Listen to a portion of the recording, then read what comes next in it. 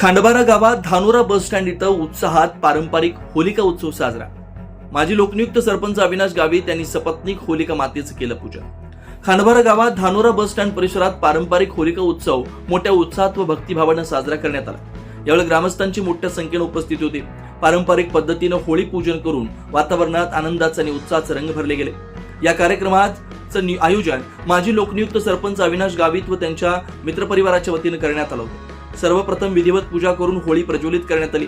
महिला व पुरुषांनी एकत्र येत होळीची आरती केली। सुख समृद्धी आणि गावाच्या प्रगतीसाठी प्रार्थना करण्यात आली।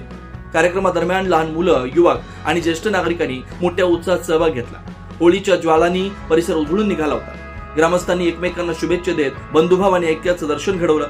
माजी लोकनियुक्त सरपंच अविनाश गावित यांनी उपस्थितांना होळीच्या शुभेच्छा देताना सांगितलं की होळी हा सण वाईटावर चांगल्याचा विजय दर्शवणार आहे। गावात एकोपा आणि सामाजिक सलोखा कायम राहावा ही अपेक्षा आहे। कार्यक्रमाचं नियोजन शिस्तबद्ध पद्धतीने करण्यात आलं होतं। सुरक्षिततेची आवश्यक खबरदारी घेऊन होळी प्रज्वलित करण्यात आली। यावेळी मित्रपरिवारातील सदस्यांनी कार्यक्रम यशस्वी करण्यासाठी विशेष परिश्रम घेतला।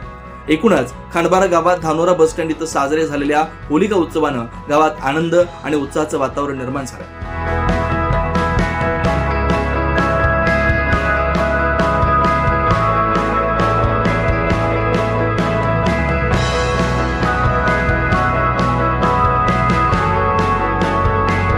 24 लाईव्ह महाराष्ट्र न्यूज साठी गणेश साळवे, खांडबारा।